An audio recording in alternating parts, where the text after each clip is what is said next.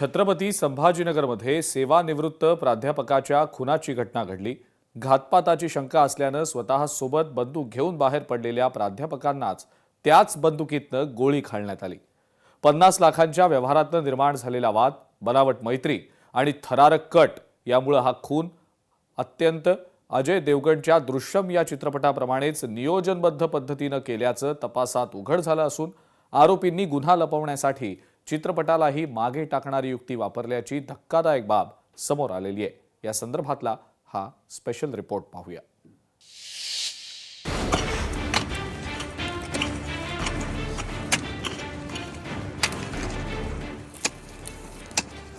Drishyam चित्रपटासारखा reel स्टारने केला प्राध्यापकाचा खून।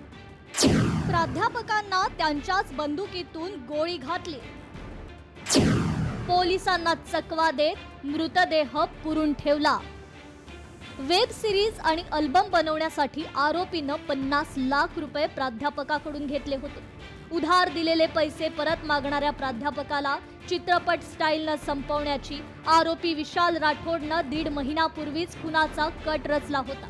आरोपीनं गुप्तधन मिळणार असल्याची थाप मारत निर्जन शेतात आधीच खड्डे खोदून ठेवले। त्यानंतर पार्टीच्या बहाण्यानं प्राध्यापकांना तिथे बोलावून मद्यपान करवलं आणि परतीच्या प्रवासात त्यांच्याच बंदुकीतून त्यांच्यावरच गोळी झाडली। त्यानंतर प्राध्यापकाचा मृतदेह गाडीच्या डिकीत ठेवून गाडी शहरभर फिरवली। पोलिसांच्या मते हा संपूर्ण गुन्हा दृश्यम चित्रपटातील स्टाईल प्रमाणे आखण्यात आला होता। चित्रपटातील कथानकाप्रमाणेच आरोपीनं मृतदेहाची विल्हेवाट लावण्याचा प्रयत्न केला। एका रील स्टारनं निवृत्त शिक्षकाला प्राध्यापकाला या ठिकाणी गंडवलेलं होतं। 50 लाख रुपयांचं कर्ज घेतलं, मात्र वेब सिरीज आणि अल्बम बनवण्यासाठी 50 लाख रुपये हवे होते अशी माहिती समोर येते। तर दुसरीकडे हनी ट्रॅपमध्ये देखील या प्राध्यापकाला अडकवून त्याचा कुठेतरी फायदा घेण्याचा प्रयत्न केले असल्याची देखील माहिती काही सूत्रांनी दिली आहे। महत्त्वाचं म्हणजे छत्रपती संभाजीनगरमध्ये एका चित्रपटाप्रमाणे हा संपूर्ण प्रकार जो होता तो रचलेला होता आणि त्यानंतर हा खुनाचा प्रकार समोर आला। खुनानंतर आरोपींनी पुरावे नष्ट करण्याकरता अत्यंत चलाखीनं हालचाली केल्या। मृतदेह सुमारे 8 तास गाडीत ठेवून 30 ते 40 किलोमीटर परिसरात फिरवण्यात आला।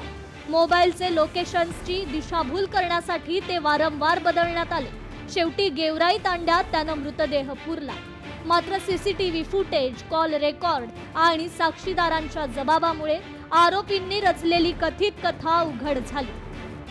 दारूच्या नशेत काही आठवत नाही असा बचाव करणाऱ्या आरोपींचं पितळ खोट्या पुराव्यांमुळे उघड पडलं। खतरों के खिलाडी सारखा त्यांना एक गेम त्यांना चॅनल करता एक डेव्हलप करायचा होता। त्याच्याकरता त्यांनी पैसे त्यांना दिलेले होते आणि त्याच्यातून पैसे परत न करता असल्यामुळे त्यांचे वाद होत होते आणि त्या अनुषंगाने रात्री वाद झाल्यानंतर राजा वलोंडेकडे जर त्यांचं स्वतःकडे वेपन होतं, ते वेपन आरोपींनी काढून घेतलं आणि त्या वेपननी त्यांच्या डोक्यामध्ये गोळी घालून त्यांनी त्यांचा खून केला। क्राईम ब्रांचच्या टीमने अथक परिश्रम करून त्याच्यामध्ये अतिशय चांगली कामगिरी केली आणि त्याच्यामध्ये 3 आरोपींना अटक केलेलं आहे आणि हा खुनाचा गुन्हा डिटेक्ट केलेला आहे। या प्रकरणामागे आर्थिक व्यवहार, संशयित हनी ट्रॅप आणि वैयक्तिक संबंधांचं गुंतागुंतीचं जाळं असल्याचा पोलिसांना संशय आहे। रियालिटी शोच्या नावाखाली 50 लाख रुपये उकळल्यानंतर पैसे परत मागण्याचा तगादा वाढल्यानं खून घडल्याची शक्यता व्यक्त होतीये। प्राध्यापकांच्या मोबाईलवरील चुकीच्या इंग्रजीतील स्टेटसनं तपासाची दिशा बदलली आणि आरोपींची योजना फसली। बंदूक नेमकी कुणाची, तसेच खुनामागे सूड की आर्थिक कारण, या सर्व घटनांचा शोध अद्याप सुरू आहे। सचिन बडे, लोकशाही मराठी, छत्रपती संभाजीनगर।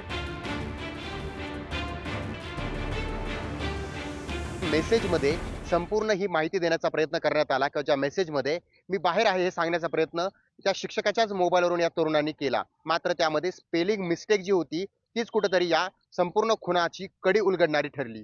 त्यानंतर या ठिकाणी जो काय मेसेज होता तो चुकीचा मेसेज होता आणि हा मेसेज चुकीचा कधीच हा प्राध्यापक करू शकत नाही ही माहिती समोर आल्याच्या नंतर थेट नातेवाईकांनी या ठिकाणी पोलिसांशी संपर्क साधला आणि हा संपूर्ण प्रकार उघड झाला।